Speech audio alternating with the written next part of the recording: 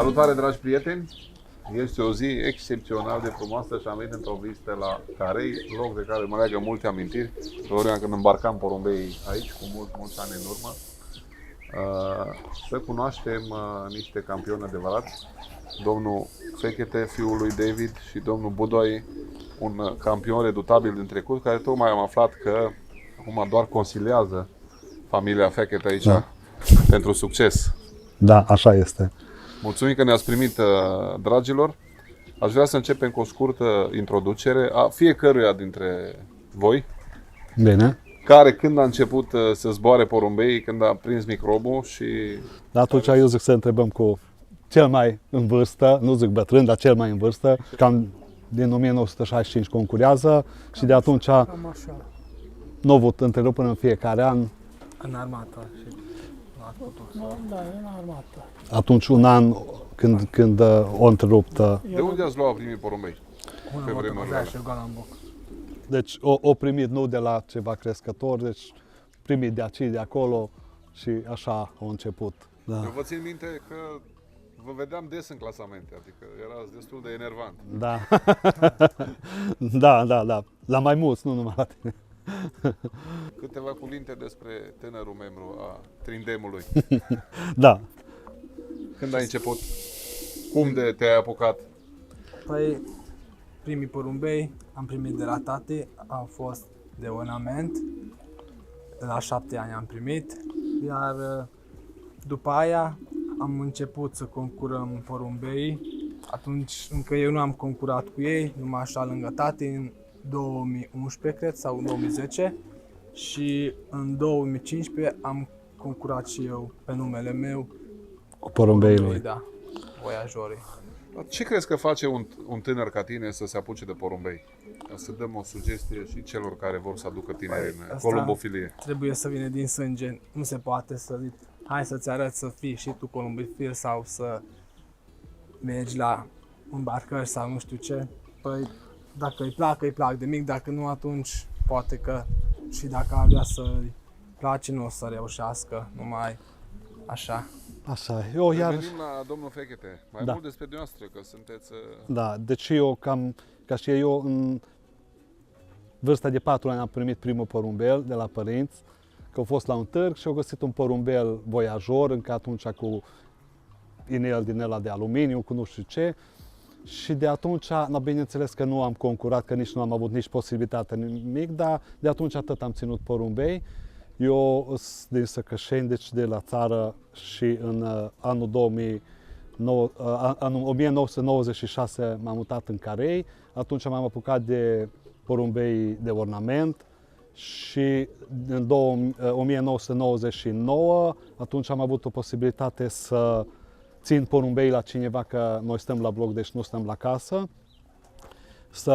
Tot așa la un bătrân care îi plăcea foarte mult porumbei voiajori și el a mai zburat așa mai de mult din când în când cu porumbeii, dar nici el nu a avut posibilitate financiară să zboară, să plătească asta și atunci ne-am împrietenit și am zburat de la el, deci cu el și eu m-am mai ajutat, dar el numai așa de hobby. Și deci în 1999 am început să strâng ceva porumbei. Prima dată am și primit porumbei de la crescător, că domnul unul de el m-a îndrumat din prima, să zic așa, și de la ei am primit ceva pui și de la alții câțiva pui, dar m-am dus la un târg, la Monorbistul, știe foarte multă lume, și de acolo am cumpărat porumbei ce mi-au plăcut. Deci nu pedigree și hârtii, așa, după gustul meu, să zic așa, și cu ei am început să zbor. Și cam peste 2-3 ani, atunci am mai cumpărat și eu să încerc și ceva porumbei buni, dar pot să zic așa, fără rezultat, deci nici ei nu au fost mai buni decât porumbeii mei cumpărați cu, să zic așa, bani mărunți. Cu bani de bine, îmbucurător. Da. Că se pot cumpăra porumbei buni cu bani mărunți. Da, eu, deci, bine, nu din primul, că nu înseamnă că ce am cumpărat toți au fost buni, dar de acolo am lăsat pui care au început să se miște, să zboară, să mai claseze. În primul an poate nici nu tare am clasat porumbei sau așa, dar atunci nici tehnică n-am știut eu, numai ce a venit din mintea mea, să zic așa, așa am început. Ce mi-a mai ajutat încă domnul Olnodi, deci așa am început columbofilia. Am înțeles. Câteva rezultate notabile din ultimii ani, dacă ne spuneți. Nu foarte multe, că sunt multe, dar câteva care Da, v-au, deci anul trecut a fost, cred că deci, și pentru domnul Budai și pentru noi, cel mai bun an din viața noastră, când am ajuns să fim locul 1 național la categoria fond, AS fond maturi, tot locul 1 național la demifond palmares 3 ani, locul 3 demifond palmares 3 ani și acolo mai au fost încă câțiva porumbei care acolo în față au fost și iar la nivel de județ, acolo deja și anul trecut și am 2 ani, rezultate sunt. Am înțeles. Văd o pasiune mai mare pe demifond, fond? Da. Acolo. Deci ăla ne place și porumbei cam așa pentru demifond și fond. Mai ales că acum cu astea mai scurte și fondurile sunt mai scurte și aici reușesc și porumbeii de demifond să facă față. Deci dacă nu e un fond greu și deci așa normal, fără vânt din față sau așa, atunci și porumbeii noștri de demifond poate să bată pe... Să facă față. Da. Am înțeles. Ne arătați 2 porumbei care vă Da, reprezintă? Sigur. Ia să vedem ce avem aici. Deci aici am porumbița care a fost locul 1 la fond, la AS fond maturi. E din 2020 cu inel gold. Deci despre porumbița, deci asta e o linie care deci femeia, deci maică sa a fost câștigat primul an la Club Gold național și deci asta e o femeluță tot din linia asta și atât mai știu despre femeia respectivă că pui din ea câștig în fiecare an, deci numai la nivel județean, la Clubul Gold.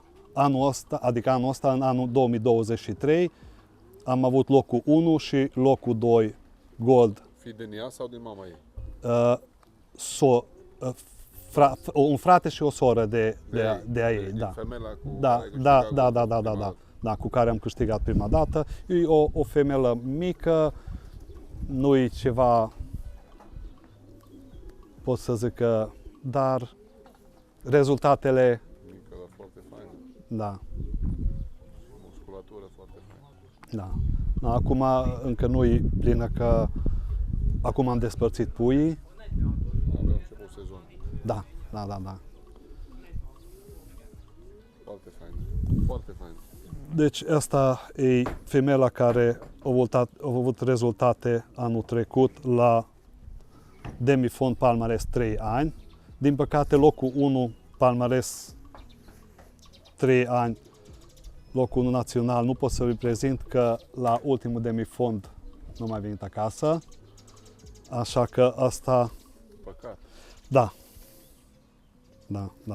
Dar asta e, dacă am riscat să facem azi demifond, așa am pățit.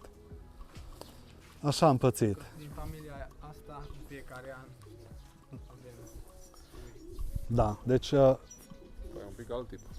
da, asta e pentru demifond. Deci familia asta e cea mai bună familie din care avem tot timpul pui foarte buni la categoria demifond. Puternică. Da. Deci și asta și celălalt care v-am prezentat, deja acum am oprit la matcă, nu mai concurăm cu ei. Descrie-ne puțin sistemul pe care îl zbori. Înțeleg că acum la etapa cam a doua ar fi, A treia a fost deja. dar una a fost intermediară. Deci, Da, că așa. de Deci, regulă la etapa a treia sau cam în perioada asta? cam așa, acum depinde și de vreme și de asta, dar cam după a doua etapă trecem pe văduvie. Am înțeles. Și crești pui mari? Da, Sau da. Deci cu zburătorii, da. cu pui mari? Acum, Da. în perioada asta a fost pe pui mari. Da. Și când îi separi? Că bănuiesc că nu Deci îi lași acum, împreună până... acum, deci las împreună până ce, să zic așa, poate să stea și singur, deci Asta înseamnă că mai fac o serie de ouă? da, da. Deci fac a doua serie de ouă. Când au, deci așa despart, când au cam 7 zile ouă de pus, atunci, deci așa planific, da, atunci Și trec mergi la văduvie până la final. până la Berlin. Cum ies afară porumbei? Cum îi antrenezi? În jurul crescătorului? Deci, în jurul crescătorii dimineața, seara și, bineînțeles că ducem și, așa zis, și la antrenament, la o distanță de 30 de kilometri aerian. Ăla de 2 ori sau maxim de 3 ori pe săptămână, o dată pe zi dimineața. Dar în rest numai, Și se întâlnesc la... nu se întâlnesc, numai când ajung acasă din concurs. Numai atunci la așa. concurs, la antrenament Nu se întâlnesc, nu. Nu, că atunci prima dată vin femelele, intră înăuntru, stau un pic în locul lor, în cuib, 15-20 de minute, după aia vin pus separat și atunci după aia vin masculii. Am înțeles. Iar puii până la ce distanțe? Cam ce plan de zbor faceți la... Deci la pui noi nu cumpărăm, numai facem antrenament, așa să zic, deci cu toți crescătorii din carei, mergem până la 250-260 de kilometri, asta în 5 etape, deci începem la vreo aerian 30-40 de kilometri, 80, 100 și ceva și până ce ajungem la 260, cam așa ceva. Deci nu zbărăm mai mult. Știu că ești un fan al produselor CES Pharma sau unor produse CES Pharma. Da. Dacă ne spui care sunt Deci, primele 2-3 care te-au impresionat, deci, care le folosești cu drag?